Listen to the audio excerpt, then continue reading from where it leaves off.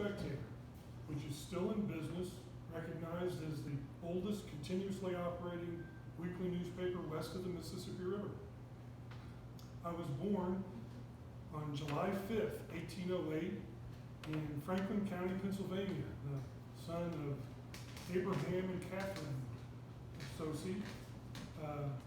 I received common school education and then eventually went into the printing trade, learning my skills at the Adams County Sentinel, a weekly newspaper published in Gettysburg, Pennsylvania.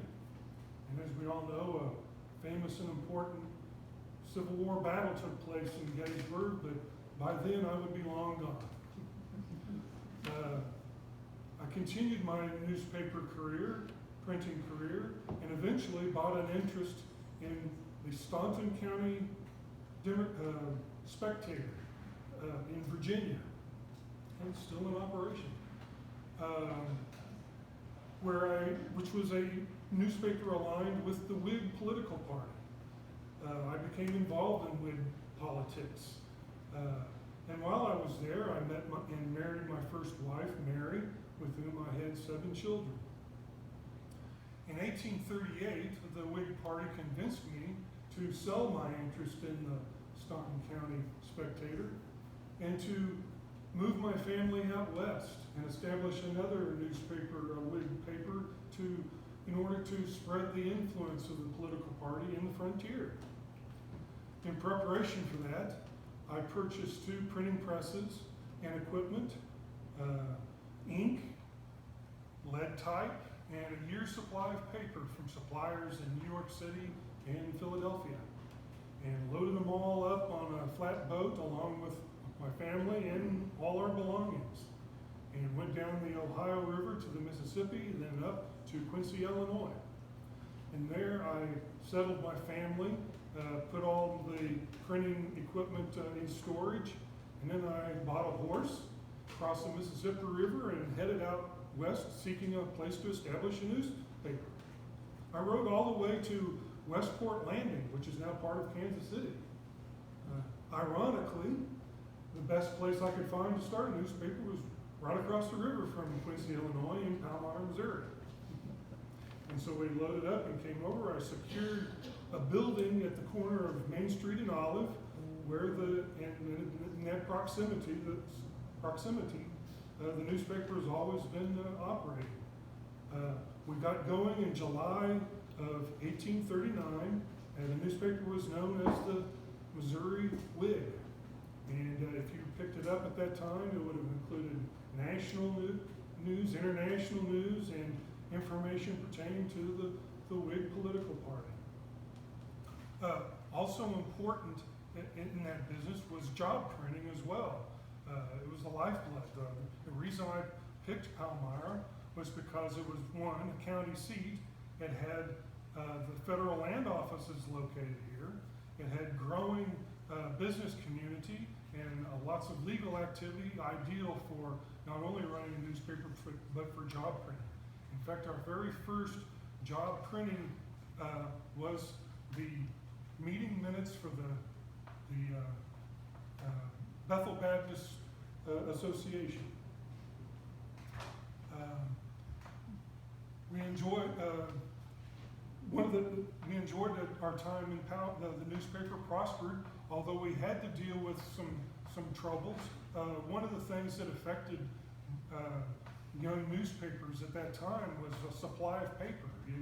It was hard to secure. Fortunately, I brought along a year's supply of paper, and then I was able to secure a source out of Chicago, shipped out from the east. And then in 1844, a man named J.W. Butler established the first paper mill west of the Alleghenies in St. Louis, and I became one of his very first customers. Other troubles, my first wife died in Palmyra. I would later remarry Annie in 1860, and with her I would have 3 children. As you can expect, the Civil War was a major influence not only on the family but on our business. Of course, the Whig Party soon disbanded, and my sympathies were with the South. I became a Democrat, although I was in favor of doing our best to keep the Union rather than splitting off. That wasn't the case with some of my family members. Two of my sons went on to fight for the Confederacy in the Civil War. Harper fought in the siege of Vicksburg and was captured there and ended up serving in a prison for the rest of the war. And in August, served in the Confederate forces here in northwest Missouri. But it was eventually captured too and was held in a federal prison in St. Louis where he contracted consumption. A few days before he died, they released him to him. In November of 1864, preparing for the presidential election, Lincoln was running for a second term. Our paper supported McClellan, who was his competitor in that. But hostile people within the party met in November and decided to try to disrupt things. We were going to be printing the ballot for the election, for that presidential election.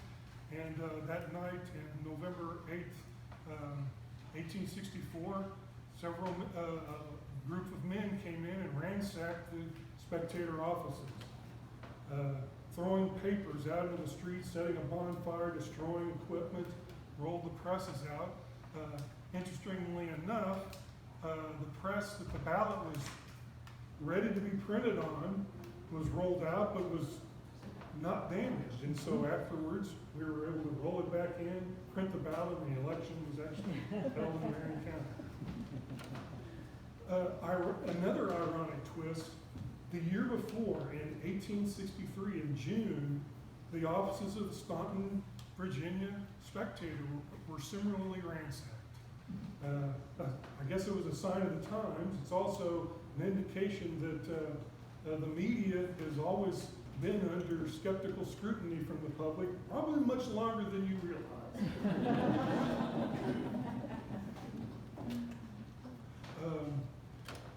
I was able to continue running the paper until 1888 when I died. At that time, I was considered the oldest publisher of newspapers in Missouri. The newspaper and my legacy continued on 3 generations. Frank Sosey, my son, took over and ran it until 1913 when he died. He became very much involved in state politics, serving 4 years in the state legislature. My grandson, Don, then took over and ran it into the 1960s. One distinction of his was he served as Palmyra postmaster for 25 years. Then in the year 2000, the Missouri Press Association, an organization where all legal newspapers in Missouri belong to, inducted me posthumously into the Missouri Press Hall of Fame. My plaque hangs with many other honorees on the walls of the organization's offices in Columbia, Missouri. And check the time. I better go. I've got a deadline.